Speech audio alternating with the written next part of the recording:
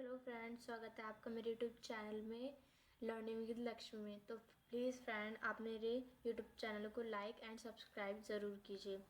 इस चैनल में हम क्लास 11th की को कवर करवाते हैं, जिसमें से हम अभी समष्टि बुक करवा रहे हैं। उसका आज हम क्या है 3rd चैप्टर लेकर के आए हैं। इसमें क्या है आंकड़ों के संकलन की क्या है हम जनगणना विधि और इसमें क्या है प्रतिदर्श विधियाँ पढ़ने वाले हैं।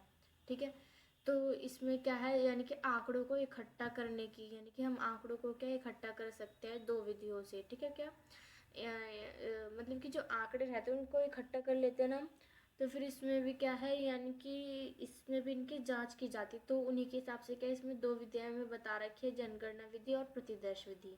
ठीक है, तो चलिए आगे बढ़ते हैं। सांख्यिकी, इसमें क्या है सांख्यिकी में किसी विषय से संबंधित सभी मदों के उस कुल समूह को क्या कहते हैं समग्र, क्या कहते हैं इसमें समग्र या जनसंख्या कहा जाता है। ठीक है, जिसके विषय में जानकारी प्राप्त करनी है। यानी कि हमें क्या है यानी कि हमारे पास क्या है, मान लीजिए हमारे पास क्या है 100 हमारे पास मान लीजिए कोई भी हम कह सकते हैं हमारे पास 100 मैगी के पैकेट है। ठीक है, हमारे पास क्या है 100 मैगी के पैकेट है। तो इसमें क्या है ये क्या है इनका 100 का ये क्या हुआ पूरा समूह बन गया। ठीक है, क्या बन गया है समूह बन गया है। ठीक है, अब इनके क्या हमें 100 के मतलब कि अब हमें क्या है पूरे 100 के बारे में क्या है हमें जानकारी इकट्ठी करनी है। ठीक है, तो इन सभी को क्या कहते हैं समग्र कहते हैं। यानी कि इसमें जितनी भी इकाइयाँ जो सम्मिलित है इसे समग्र कहते हैं या फिर इन्हें जनसंख्या कहते हैं। ठीक है, जिनके यानी कि जिनके बारे में जानकारी प्राप्त करनी है। ठीक है, तो आगे आता है हमारा सांख्यिकी अनुसंधान की कितनी विधियां होती है 2 विधियां होती है। ठीक है, पहला क्या है इसमें जनगणना विधि और दूसरी है इसमें प्रतिदर्श विधि। ठीक है, जनगणना विधि इसमें पहले हम क्या पढ़ेंगे जनगणना विधि। ठीक है, तो क्या है जनगणना विधि वह विधि है जिसमें किसी अनुसंधान से संबंधित समग्र या जनसंख्या की प्रत्येक मद के संबंध में क्या है आंकड़े एकत्रित किए जाते हैं। ठीक है, इसमें क्या आंकड़े एकत्रित किए जाते हैं और इन्हीं के आधार पर क्या निष्कर्ष निकाले जाते हैं। देखिए, इसमें से जो इन दोनों में जो मेन डिफरेंस है वो यही है जो जनगणना विधि में है, यानी कि इसमें क्या प्रत्येक मद के संबंध में निकाले जाते हैं। ठीक है, इसमें क्या लिखा है प्रत्येक। ठीक है, ये आपको जो है कीवर्ड है प्रत्येक। ठीक है, तो इसमें क्या है यानी कि किसी भी समग्र की मान लीजिए हमारे पास क्या है 100 मैगी के पैकेट जो मैंने अभी आपको एग्जाम्पल दिया था। ठीक है, इसमें क्या है तो क्या है अगर हमें इसकी जांच करनी तो हम क्या सभी 100 पैकेट को लेंगे। ठीक है, सभी के संबंध में क्या हम जानकारी निकालेंगे। तो इसमें क्या करेंगे हम सभी 100 को क्या इसमें लेंगे। ठीक है, इसमें हम किसी 2 या 4 से हम क्या है अंदाजा नहीं लगा सकते। इसमें क्या है प्रत्येक मद के आधार पर आंकड़े एकत्रित किए जाते हैं। ठीक है, इसके बाद अब बात क्या आता है हमारा जनगणना विधि। जनगणना विधि के क्या है इसमें गुण बताए गए हैं। ठीक है, अब क्या आती है पहला क्या आता है विश्वसनीयता एवं शुद्धता। भाई अगर इसमें क्या है सभी के आधार पर हम निष्कर्ष निकाल रहे हैं तो ये क्या होगी बहुत ज़्यादा ये विश्वसनीय होगी, है ना। तो इसलिए क्या है बहुत ज़्यादा विश्वसनीय है। तो देखिए विश्वसनीय में शुद्धता भी होगी क्योंकि भाई सभी के संबंध में निकाला जा रहा है और पक्षपात की इसमें कम संभावना होगी। ठीक है, क्या होगी कम संभावना होगी क्योंकि हम सभी के संबंध में सूचना एक वो निष्कर्ष निकाल रहे हैं और क्या ज्यादा सूचना मिलेगी, है ना। मतलब कि हमें क्या है इसके बारे में और भी ज्यादा जानकारियां मिलेगी। इसके बाद क्या इसमें विभिन्न विशेषताओं का अध्ययन, क्या इसमें विभिन्न विशेषताओं का अध्ययन भी कर सकते हैं और क्या मिश्रित अनुसंधान का अध्ययन। देखिए अब क्या हमारे पास मान लीजिए 100 पैकेट है ना, उसमें से क्या हो सकता है भाई जो 20 मैगी के इसमें से क्या है जो 20 है वो नूडल्स के हों। ठीक है, 20 जो है इसमें वो नूडल्स के हों और मान लीजिए फिर जो 60 है हमारे वो किसके हो बिस्किट के हो। ठीक है, ये क्या था हमारा नूडल्स था, ये 60 बिस्किट हो गए। बाकी जो 20 है उसमें क्या मान लीजिए हमारी नमकीन हो। ठीक है, तो इस तरीके से क्या है ये अलग अलग हो सकते हैं। ठीक है, तो ये क्या मिश्रित अनुसंधान का इसमें अध्ययन होता है क्योंकि इसमें क्या हम सभी इकाई के संबंध में हम यानी कि सभी इकाइयों को समान महत्व देंगे। ठीक है, सभी इकाइयों को लेंगे इसमें हम। ठीक है, इसके बाद आता है इसके अवगुण कि जनगणना विधि क्या अवगुण क्या है। और देखिए ये क्या मोस्ट इम्पोर्टेंट है, जनगणना विधि आती है और इसके गुण और अवगुण भी आते ही हैं। ठीक है, ये आपको 3 नंबर के क्वेश्चन में ये आपको क्या जरूर मिलेगा। तो इसमें मैं क्या इसे इम्पोर्टेंट कर दे रही हूँ आपका। ठीक है, आई से इम्पोर्टेंट। ओके, तो चलिए इसका अवगुण क्या है। पहला क्या है इसमें खर्चीली विधि। भैया बहुत ज़्यादा खर्चीली, क्योंकि क्या है सभी अगर ये 100 है, 100 मद, तो क्या 100 के 100 मदों के संबंध में हमें क्या है आंकड़े एकत्रित करने, आंकड़ों की एकत्रित करने होते थे, क्या खर्चीली विधि है।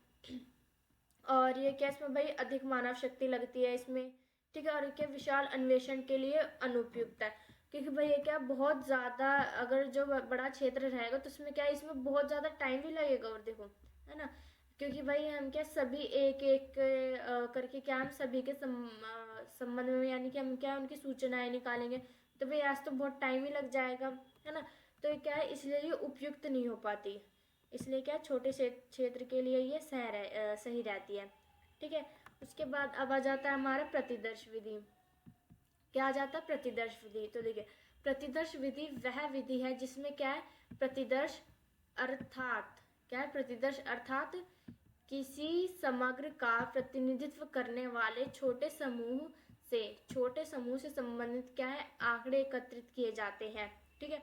और क्या उन्हीं के आधार पर निष्कर्ष निकाले जाते हैं, ठीक है। मान लीजिए वही हम अपना एग्जांपल लेते हैं, हमारे पास क्या है 100 मैगी के पैकेट है, मान लीजिए हमारे पास 100 पैकेट है मैगी के। मान लीजिए मैगी के भी ना हमारे पास 100 पैकेट्स हैं, ठीक है। क्या है हमारे पास पैकेट्स हैं ये, ठीक है।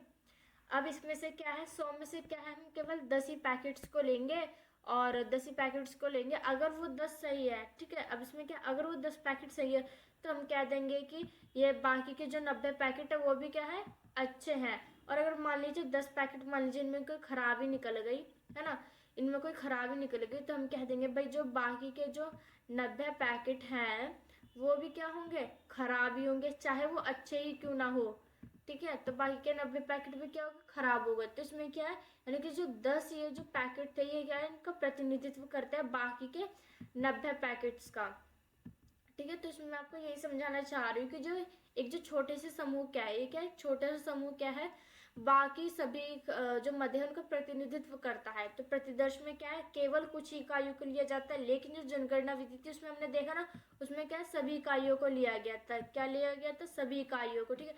उसमें हमने क्या है पूरे 100 के 100 पैकेट के संबंध में निष्कर्ष निकाले थे, इसमें हमने केवल क्या है 10 ही पैकेट के संदर्भ में निष्कर्ष निकाले हैं, ठीक है। तो यही इसमें बताया गया है। अब क्या है भाई जो इसके गुण क्या है, पहले तो क्या है इसमें कम खर्चीली है, भाई ऑफकोर्स ये क्या है कम ही खर्चीली होगी, क्योंकि बस हम क्या मान लीजिए छोटे समूह यानी कि कुछ ही मदों का बस क्या है हम उसी के संबंध में हम क्या है इसकी जांच कर रहे हैं, है ना, निष्कर्ष निकाल रहे हैं। तो ये क्या होगी भाई ये कम खर्चीली भी होगी, है ना। और इससे क्या समय की बचत भी होगी, बिल्कुल होगी। गलती की पहचान, मान लीजिए अगर मान लीजिए हमने क्या है अनुसंधान, मतलब कि अनुसंधान में हमने क्या है 10 ही इकाइयों को लिया है ना। अगर मान लीजिए हमें सही नहीं लग रहा है कि ऐसा लग रहा है कि नहीं जी कुछ गड़बड़ी है, तो हम क्या दोबारा से उसे चेक कर सकते हैं ना, हम दोबारा से कोई और इकाइयाँ ले सकते हैं, ठीक है। दोबारा से उसके संबंध में निष्कर्ष निकाल सकते हैं। लेकिन जनगणना विधि में ऐसा नहीं हो सकता, क्योंकि उसमें से क्या पहले ही मदों को शामिल किया गया, और अगर हम क्या बाद में करेंगे तो ये क्या बहुत ज़्यादा टाइम टेकिंग होगा ना, बहुत ज़्यादा टाइम लेगी। तो इसलिए क्या ये क्या उपयुक्त नहीं हो पाएगी, ठीक है। विशाल अन्वेषण, और इसमें क्या होती है हमारी प्रशासनिक सुविधा होती है, ठीक है। और मैं आपको बता दूं ये जो प्रतिदर्श विधि है ये भी आपकी बहुत इंपॉर्टेंट है, यानी कि जो देखिए जो जनगणना विधि है और जो प्रतिदर्श विधि है ये हमारी इंपॉर्टेंट ही रहती है, इनके बीच अंतर भी आ सकता है, ठीक है। ये जो दो हैं आपकी ये हमारी मेन है, ठीक है। तो चलिए अब आगे बढ़ते हैं, अब इसके अवगुण पे आ जाते हैं, ठीक है। अब क्या है इसके अवगुण, जो अवगुण है इसकी इसमें क्या है ये पक्षपातपूर्ण है, अशुद्ध निष्कर्ष निकाले जा सकते हैं, प्रतिनिधि प्रतिदर्श के चुनाव में क्या कठिनाई होती है ना। यानी कि यानी कि जो 10 समूह मान लीजिए मैंने आपको भी एग्जांपल दिया जो 10 पैकेट थे वो क्या बाकियों का प्रतिनिधित्व करते थे, है ना, वो क्या बाकी 90 का वो प्रतिनिधित्व करते थे। लेकिन अब क्या है हमें इन 10 को ही चुनने में क्या कठिनाई होती है कि भाई किस 10 को चुने, ठीक है। कौन से वो 10 मान लीजिए मदे हैं जी, मान लीजिए मतलब कितनी भी मदे हो सकती है, ऐसा नहीं है कि 10 ही होंगी, ठीक है। तो ये क्या चुनाव में कठिनाई होती है कि भाई कौन सी मदों को लेना है प्रतिनिधि के तौर पर। इसके बाद आता है सैंपल बनाने में क्या हमें कठिनाई होती है। देखिए अब क्या आता है हमारे प्रतिदर्श के क्या आवश्यक तत्व, यानी कि प्रतिदर्श के कुछ क्या आवश्यक तत्व होते हैं, ठीक है। और ये आपका मैं बता दूँ, ये आपका सिर्फ ओनली ये क्या है 1 नंबर के एमसीक्यू में आ सकता है। देखिए आपको क्या है कि इन्हीं तीन इनमें से क्या है कोई भी तीन इसकी विशेषताएं दी जाएंगी ना, कोई भी तीन दे देंगे और एक क्या इसका अवगुण होगा, यानी कि जो एक इसमें से नहीं होगी। और क्वेश्चन बन जाएगा कि प्रतिदर्श के आवश्यक तत्व इसमें से कौन सा नहीं है। ठीक है, तो आपको ये चारों पता होंगे तभी तो आप कर पाओगे। ठीक है, तो आप ये चारों देख लो। क्या है इसमें पहला प्रतिनिधित्व स्वतंत्र, यानी कि एक दूसरे से जो मद है स्वतंत्र होनी चाहिए। साथ जातीयता, यानी कि सभी मदों में साथ जातीयता, यानी कि एक जैसे होने चाहिए। ठीक है, और पर्याप्त, यानी कि वो क्या पर्याप्त होने चाहिए। ठीक है, इसी के बाद चलिए हम नेक्स्ट चलते हैं हम अपना। इसमें आता है हमारे के प्रतिदर्श की विधियाँ। अब देखिए इसमें क्या है, हमारा प्रतिदर्श की विधियाँ आ रही है कि प्रतिदर्श की भी विधियाँ। अभी तो हमने सिर्फ सिंपल दो ही पढ़ी है, जनगणना विधि और हमारी क्या प्रतिदर्श विधि। लेकिन अब इसमें क्या हम प्रतिदर्श विधियाँ भी पढ़ेंगे, यानी कि प्रतिदर्श विधि के भी अंदर बहुत है। ठीक है, तो आपको घबराने की ज़रूरत नहीं है, बहुत छोटी छोटी सी हैं। ठीक है, और ये एग्ज़ाम में आ भी सकती हैं। अब क्या इसमें पढ़ने वाले प्रतिदर्श की विधियाँ। पहला है यादृच्छिक, दूसरा है सविचार, तीसरा है हमारा स्तरित, चौथा है हमारा व्यवस्थित, पांचवा है हमारा कोटा, एंड लास्ट जो छठा है वो है हमारा सुविधा अनुसार। ठीक है, तो हम पहले यादृच्छिक प्रतिदर्श विधि पढ़ लेते हैं। यह वह विधि है जिसके अंतर्गत समग्र की सभी इकाई के सैंपल के रूप में क्या है जाने के समान अवसर होते के रूप में चुने जाने के। ठीक है, यहाँ पे ये लग रहा है मिसप्रिंट हो गया, यहाँ पे क्या आता है आपका चुने जाने के। ठीक है, चुने जाने के समान अवसर होते हैं। इसकी क्या है दो विधियां हैं, लॉटरी विधि और दूसरा क्या है संख्याओं की तालिका। देखिए जो लॉटरी विधि होती है ना, इसमें क्या होता है मैं आपको ऐसे ही मतलब कि बता दे रही हूँ। ठीक है, बोल करी आपकी मर्जी, आप लिखो या ना लिखो, क्योंकि ये बहुत कम आती हैं। ठीक है, इसके बहुत कम चांस है, तो आप ऐसे ही सुन लो समझ लो बस। ठीक है, तो देखिए जो लॉटरी विधि रहती है इसमें क्या होता है, मान लीजिए 100 मदे हैं हमारे पास। ठीक है, 100 मदों के संबंध में, यानी कि पूरी 100 की 100 मदों की हमने क्या पर्चियाँ बना ली। ठीक है, और फिर मान लीजिए एक बाउल में हम रखेंगे उन सभी पर्चियों को, और हमें क्या है जो भी उस पर्चे को उठाने वाला भाई वो निष्पक्ष होना चाहिए। ठीक है, और वो भी कोई अगर मान लीजिए हमें 10 इकाइयाँ चाहिए निष्कर्ष के लिए, तो वो क्या है 10 पर्चियाँ उठा लेगा। कितनी पर्चियाँ उठा लेगा, 10 पर्चियाँ उठा लेगा। ठीक है, वो कौन उठा लेगा, मान लीजिए जो कोई जिसके संबंध में उसे क्या है चाहिए, अनुसंधान करता क्या है 10 क्या है पर्चियाँ उठा लेगा। ठीक है, तो ये क्या निष्पक्ष होना चाहिए। और फिर क्या संख्याओं की तालिका, यानी कि इसमें तालिकाएं वगैरह बना दी जाती है। ठीक है, इसके बाद देखते हैं हम इसके गुण। इसके भाई गुण क्या क्या है यादृच्छिक प्रतिदर्श विधि के। तो क्या इसमें पक्षपात की कम संभावना होती है, क्योंकि भाई सभी को समान अवसर मिला होता है ना, कोई सी पर्चे में उठा सकते तो जिसका भी नंबर आ गया भाई, तो इसमें क्या भाई सभी को समान अवसर मिला होता है, क्योंकि भाई सभी की पर्ची बनी हुई होती है।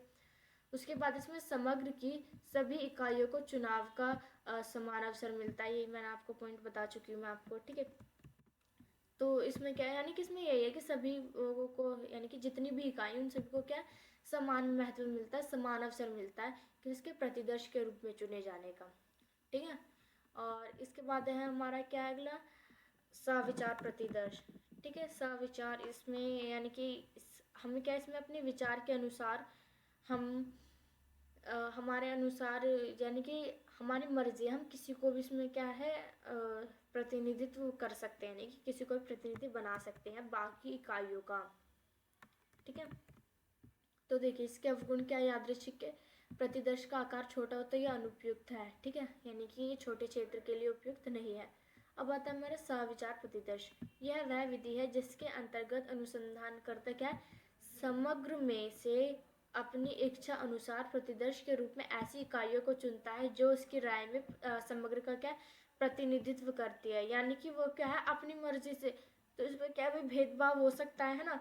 अब मान लीजिए हमारे पास क्या है 100 इकाइयाँ हैं, अब वो क्या उसकी मर्जी चलेगी कि नहीं मुझे तो ये वाली चाहिए, नहीं मुझे तो ये वाली चाहिए, तो उसकी क्या मर्जी है, उसकी क्या है अपनी राय है, उसे लगेगा हाँ जी ये वाली क्या है बाकियों का प्रतिनिधित्व कर सकेगी, तो ये क्या है उसे ही लेगा सिर्फ। ठीक है, तो इसमें क्या भेदभाव हो सकता है। इसके बाद आते हैं इसमें गुण। गुण है इसकी कम खर्चीली, ये क्या बहुत ज़्यादा कम खर्चीली होती है ये, और ये क्या सरल विधि है, यानी कि बहुत इजी रहती है, क्योंकि भाई अपनी इच्छा अनुसार ही चुनना है इसमें। ठीक है, और इसके बाद अब इसके अवगुण की बात कर लेते हैं हम। इसके अवगुण, इसमें क्या है, पक्षपात की अधिक, देखिए मैंने आपको बताया था ये इसमें क्या पक्षपात अधिक हो सकता है, और इसमें क्या है, ये क्या कम विश्वसनीय है, ये क्या कम विश्वसनीय है क्योंकि इसमें इच्छा अनुसार करता है वही वो है ना, तो ये क्या कम विश्वसनीय होती है इसमें क्योंकि सभी को समान अवसर नहीं मिला हुआ होता है। ठीक है, तो आगे देख लेते हैं। इसके बाद इसमें क्या आता है, स्तरित विधि। स्तरित प्रतिदर्श विधि के अंतर्गत क्या है, समग्र की इकाइयों को उनकी विशेषताओं के अनुसार क्या है विभिन्न भागों में बांट लिया जाता है, और क्या है प्रत्येक भाग से क्या है यादृच्छिक यादृच्छिक प्रतिदर्श की विधि द्वारा अलग अलग प्रतिदर्श का चुनाव किया जाता है। यानी कि देखिए हमारे पास क्या है, मान लीजिए हमारे पास 50 मदे हैं, ठीक है, इसमें क्या है हम उनकी विशेषताओं के अनुसार उन्हें क्या है अलग अलग भागों में बांट लेते हैं, मान ली A B C D E, ठीक है। इसमें क्या हमने 10 इसमें बांट ली, 10 इसमें, 10 इसमें, 10 इसमें और 10 इसमें, ठीक है। तो इसमें क्या हमने अलग उनकी विशेषताओं के अनुसार क्या उन्होंने अलग अलग भागों में बांट लिया, ठीक है। तो यही क्या होती है, हमारी स्तरित विधि होती है, ठीक है। इसके बाद इसके क्या है गुण देख लेते हैं। इकाइयों के अधिक प्रतिनिधित्व की संभावना है इसमें, ठीक है। और क्या तुलनात्मक अध्ययन संभव है, यानी कि हमने क्या है मदों में आपस में तुलना कर सकते हैं, और ये क्या हमारी विश्वसनीय विधि है, क्या है ये हमारी विश्वसनीय विधि है, ठीक है। इसमें हम क्या विश्वास कर सकते हैं, इसमें अधिक प्रतिनिधित्व हो सकता है, ठीक है, क्योंकि भाई क्या है सभी को उनकी इकाइयों के अनुसार अलग अलग भागों में बांटा गया है। और इसके बाद इसके जो अवगुण है, इसका पहला क्या है, इसके अवगुण कि वही जो विधि का जो क्षेत्र है वो सीमित होता है, ठीक है। इसमें क्या पक्षपात की और कम संभावना होती है। इसके बाद आता है इसमें व्यवस्थित प्रतिदर्श, ठीक है। व्यवस्थित प्रतिदर्श में क्या है, समग्र की इकाइयों को संख्यात्मक, ये आपको की पॉइंट्स याद रखने हैं, संख्यात्मक आता है आपका, फिर भौगोलिक या वर्णात्मक आधार पर क्रमबद्ध कर लिया जाता है। यानी कि संख्यात्मक, भौगोलिक और वर्णात्मक आधार पर आपको क्या है कर्म के अनुसार इन्हें क्या है कर लिया जाता है एक तरफ, ठीक है, कर्म इसमें बना हुआ होता है, ठीक है। और इसके गुण क्या है, ये क्या है एक सरल विधि है, और पक्षपात की इसमें क्या है कम संभावना होती है। और जो इसके अवगुण है वो क्या है, प्रत्येक इकाई को चुनाव का समान अवसर नहीं मिल पाता, ये इसका अवगुण है भाई। और इकाई की विशेषता समान होते निष्कर्ष नहीं निकल सकते, यानी कि यदि इकाई एक जैसी है सारी तो उसमें क्या भाई निष्कर्ष नहीं निकल पाते हैं, ठीक है। ये इसका जो है मेन इसका जो अवगुण है ये, ठीक है। इसके बाद चलते हैं अब कोटा या अभियंश विधि, ठीक है। कोटा या अभियंश प्रतिदर्श विधि, इसमें क्या होता है, देखिए इसके दो नाम है, या तो आप इसे कोटा भी कह सकते हो, कोटा प्रतिदर्श विधि, ठीक है, या फिर आप इसे अभियंश विधि भी कह सकते हैं। तो चलिए हम आगे बढ़ते हैं। इसमें प्रतिदर्श की अभियंश विधि में क्या है, जनसंख्या को इकाइयों की विशेषता के आधार पर कई भागों में बांट दिया जाता है। इन विभिन्न भागों का कुल जनसंख्या में अनुपात निर्धारित कर लिया जाता है। और जो इसके गण को देखिए, गण को कौन होता है, जो गणक होते हैं, यानी कि जो अनुसंधान करता है ना, वो कुछ लोगों को क्या है हायर करता है ना, यानी कि उनको क्या है नौकरी पर रखता है। वो क्या जाते हैं, वो क्या है मतलब कि जहाँ उनका अनुसंधान क्षेत्र में जाते हैं, जो गणक रहते हैं वो कहाँ जाते हैं भाई, अनुसंधान क्षेत्र में, ठीक है, क्षेत्र में जाते हैं और वहाँ से क्या है जो सूचनाएं वो एकत्रित करते हैं, ठीक है। तो वही क्या होता है, उन्हें गणक कहते हैं, ठीक है। और फिर इसमें क्या है, गणकों को यह बता दिया जाता है कि उन्हें किस भाग से कितनी इकाइयाँ चुननी है, ठीक है। जो हमने भी स्तरित करके कुछ पढ़ाते ही उसी की तरह ही है ना, वो इसमें भी हमने विभिन्न भागों में बांट दिया था उन्हें, ठीक है। और अब आता है इसके बाद इसमें सुविधा अनुसार प्रतिदर्श, ये सुविधा अनुसार यानी कि हमें साफ पता चल रहा है, यानी कि जो हमारी सुविधा के अनुसार हमें जो सरल लगते हैं हम उसी से क्या है हम निष्कर्ष निकाल सकते हैं। इस विधि में क्या अनुसंधानकर्ता को इस बात की स्वतंत्रता होती है कि उसे जो तरीकों सुविधाजनक मालूम पड़ता है उसी के अनुसार वो क्या प्रतिदर्श का चुनाव कर सकता है, ठीक है। ये तो सिंपल सी बात है। तो अभी क्या हमने इसके प्रतिदर्श के तो हमने इसमें सारे कर चुके हैं हम, ठीक है। सुविधा अनुसार, कोटा या अभियंश, ये बस मतलब कि आपको इसमें क्या है इसके की पॉइंट्स याद करने होंगे, ये बहुत ज़्यादा ईजी है वैसे भी, ठीक है। तो चलिए अब क्या आता है प्रतिदर्श सांख्यिकी की विश्वसनीयता, यानी कि जब इसमें आता है हमारे प्रतिदर्श सांख्यिकी की विश्वसनीयता, यानी कि हम क्या प्रतिदर्श पर हम क्या जो सांख्यिकी प्रतिदर्श है हम उस पर क्या विश्वास कैसे कर सकते हैं क्या होना चाहिए, प्रतिदर्श का आकार, यानी कि प्रतिदर्श का जो आकार है वो सही होना चाहिए, और जो प्रतिदर्श की विधि है वो क्या वो क्या निष्पक्ष विधि होनी चाहिए। ठीक है, जैसे इसमें यादृच्छिक प्रतिदर्श हो प्रतिदर्श में। ठीक है, उसके बाद आती है सूचकों और प्रगणकों में पक्षपात की भावना, यानी कि जो सूचना देने वाले उसमें और जो गणना यानी कि जो सूचना जिनसे हम क्या सवाल पूछते हैं, और गणक मैंने आपको बताया था जो सवाल उनसे पूछते हैं, और जो सूचक यानी कि जिस सवालों का जवाब देते हैं उनमें क्या पक्षपात की भावना नहीं होनी चाहिए। और गणकों का प्रशिक्षण, और जो गणक है वो क्या है भाई, वो पूरे प्रशिक्षण होने चाहिए, यानी कि वो क्या है पूरे स्पेशलिस्ट होने चाहिए अपने अपने काम में, यानी कि जिस क्षेत्र में क्या है उन्हें जिस क्षेत्र में उन्हें क्या है सूचना एकत्रित करनी है उसकी क्या है उन्हें भाषा आनी चाहिए। ठीक है, उनके वहाँ के लोगों के थोड़ा क्या है रीति रिवाजों के बारे में पता होना चाहिए। ठीक है, तो यानी कि उनके प्रशिक्षण देना होता है। ठीक है, तो इसके बाद इसमें क्या आता है हमारा, ये तुम्हारा हो गया कि इसमें 4 पॉइंट आ गए। ये अभी आपके ये वैसे आपके 3 मार्क्स के क्वेश्चन में आपका बन सकता है ये इजीली। ठीक है, केवल प्रतिदर्श सांख्यिकी की विशेषता विश्वसनीयता बता। ठीक है, अब मैं आपको बता रही हूँ भाई, ये जो है ना आपका ये मोस्ट इम्पोर्टेंट है। क्या है आपका ये मोस्ट मोस्ट मोस्ट इम्पोर्टेंट है ना, ये क्या एग्जाम में हर बार बनता ही बनता है। तो क्या हमारे जनगणना विधि है और प्रतिदर्श विधि में अंतर। ठीक है, पहला क्या है क्षेत्र के लिए, जनगणना विधि में क्या किसी समग्र की सभी मदों के संबंध में सूचना एकत्रित की जाती है। ठीक है, यानी कि इसमें क्या समग्र की सभी मदों के संबंध में, अगर 100 हमारे पास मदे हैं तो क्या है 100 के संबंध में ही निष्कर्ष निकाले जाते हैं। ठीक है, लेकिन इसके विपरीत प्रतिदर्श विधि में क्या होता है भाई, समग्र की केवल कुछ ही मदों के संबंध में, यानी कि अगर 100 है तो हम क्या है सिर्फ 10 या 15 या 20 ही क्या है मदे लेंगे, और उसी के आधार पर क्या है निष्कर्ष निकालते हैं। ठीक है, अब सेकंड आता है हमारा उपयुक्तता। जनगणना विधि में अनुसंधान का क्षेत्र क्या सीमित होता है, यानी कि क्या छोटे क्षेत्र के लिए है जनगणना, लेकिन जो प्रतिदर्श है वो बड़े क्षेत्र के लिए होती है। ठीक है, फिर क्या है इसमें, फिर क्या इसमें शुद्धता, जो जनगणना विधि होती है इसकी क्या सूचनाएं क्या अधिक विश्वसनीय होती है, क्योंकि वही सभी मदों पर आधारित होती है, जबकि जो प्रतिदर्श क्या है कम विश्वसनीय है। इसके बाद है इसमें लागत, जनगणना विधि में क्या अधिक धन समय और ये क्या श्रम लगता है। ठीक है, जबकि प्रतिदर्श में क्या है कम धन समय और श्रम लगता है। ठीक है, इसके बाद आता है हमारा समय, जनगणना विधि में अधिक समय लगता है, और जो जबकि प्रतिदर्श में क्या है कम समय लगता है। जैसे कि मैंने आपको बताया इसमें क्या है सभी मदों पर आधारित होती है। और इसके बाद क्या होता है इसमें, यानी कि इसमें क्या है कम टाइम लगता है प्रतिदर्श में, और जनगणना में क्या ज़्यादा टाइम लगता है, क्योंकि ये सभी मदों पर आधारित होती है। उसके बाद आता है इसमें मदों का स्वरूप। क्या आता है इसमें हमारा मदों का स्वरूप, यानी कि जो मदें हैं वो कैसी हों। ठीक है, तो चलिए इसमें हम पढ़ते हैं, जब समग्र की जो मदें हैं वो विजातीय हो, यानी कि जो मदें हैं वो अलग अलग प्रकार के हो, अलग अलग उसमें क्या विशेषताएं हो, तो क्या जनगणना विधि उपयुक्त है। ठीक है, और जब कि प्रतिदर्श में मदे सजातीय तो होती है, क्योंकि देखिए जबकि जो देखिए 100, अगर मान लीजिए हमारे पास कोई भी 100 इकाई है तो हम क्या सभी के संबंध में सूचना एकत्रित करते हैं, लेकिन चाहे इसमें क्या अलग अलग हो, मान लीजिए हमारे पास 20 मैगी के पैकेट है ना, और हमारे पास क्या है 40 बिस्किट है, तो अलग अलग पैकेटों हमें कोई फ़र्क नहीं पड़ता, क्योंकि ये क्या है सभी मदों पर आधारित होती है। जबकि जो प्रतिदर्श है इसमें क्या होती है मध्य सजातीय तो होनी चाहिए, क्योंकि हम मान लीजिए 100 है इसमें से हम 20 ही मदों के संबंध में क्या निष्कर्ष निकालते हैं।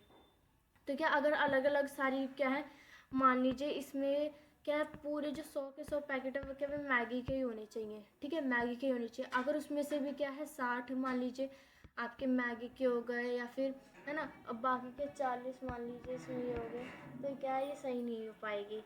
इसके बाद इसमें आ जाता है ये वाला,